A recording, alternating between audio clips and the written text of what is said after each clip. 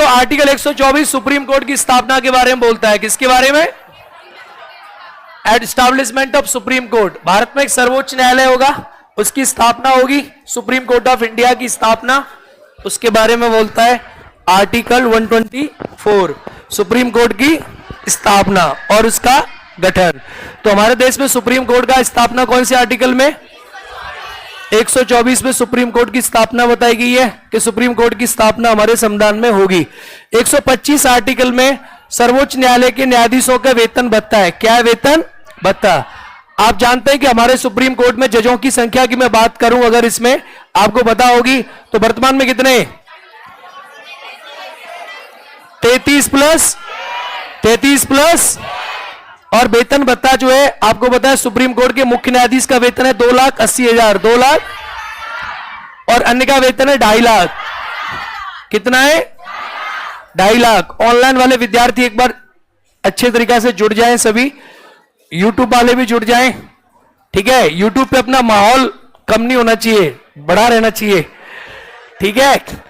चलिए आर्टिकल 126, अब एक कार्यवाहक एक्टिंग सीजीआई किसके बारे में बात करता है?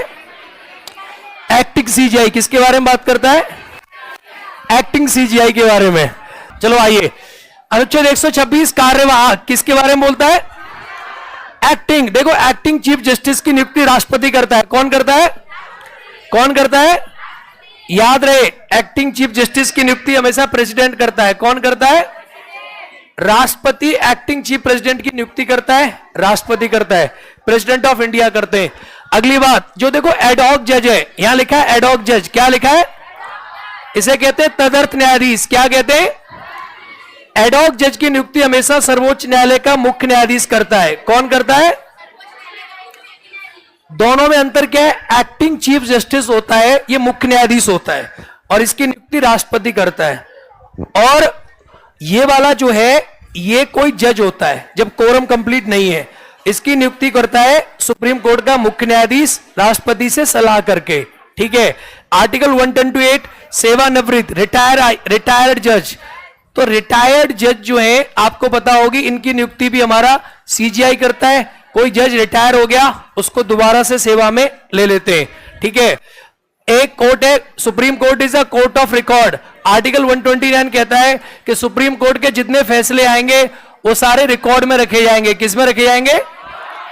आप देखते हैं सुप्रीम कोर्ट के फैसले आते हैं तो रिकॉर्ड होती हैं, किताबें लगी होती हैं, क्योंकि सुप्रीम कोर्ट अभिलेखों का न्यायालय है। इसका कोई भी जो फैसला आएगा उसकी अवमानना नहीं की जाएगी। Supreme court is the court of record. Supreme court is the court of record. अगला हेडिंग, उच्चतम न्यायालय का स्थान।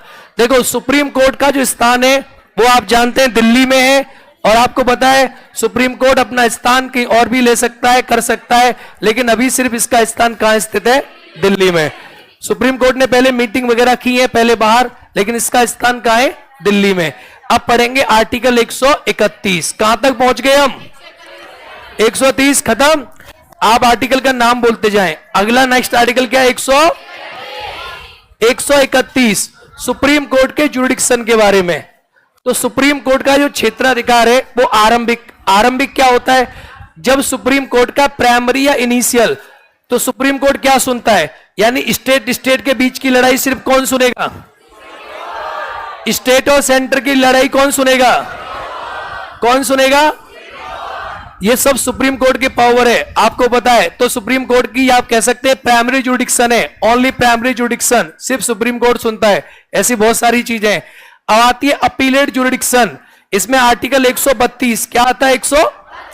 132 संवैधानिक मामलों में अपील। कोई कॉन्स्टिट्यूशनल मैटर होगा, कोई संवैधानिक मामला होगा जहां इंटरप्रिटेशन ऑफ लॉ छुपा होगा, उस कॉन्स्टिट्यूशनल मैटर की सुनवाई सुप्रीम कोर्ट करेगा। ये उसमें अपीलेट जुरिडिक्शन है, आप अपील करके जा सकते हो। प्रारंभिक का मतलब होता है सिर्फ सुप्रीम कोर्ट के पास ये पावर है, ठीक है? प्राइमरी, ओरिजिनल, इसे कई नामों से जानते हैं। प्रारंभिक पूछ लेगा, अपीलीय पूछ लेगा, या आपसे पूछ लेगा मूल क्षेत्राधिकार। क्या पूछ लेगा? पढ़ाया ना मैंने? बहुत बढ़िया। आर्टिकल 132 संवैधानिक मामलों में अपील सुनता है। आर्टिकल 133 सिविल मामले। कैसे मामले? दीवानी मामलों में सर्वोच्च न्यायालय का अपील सुनने का अधिकार। Appeal in civil matters, appeal in civil matters. और ये होता है फौजदारी मामले। कौन से होते हैं? कौन से होते हैं? यानी फौजदारी मामलों में सर्वोच्च न्यायालय का अपील सुनने का अधिकार, अपील इन क्रिमिनल मैटर में।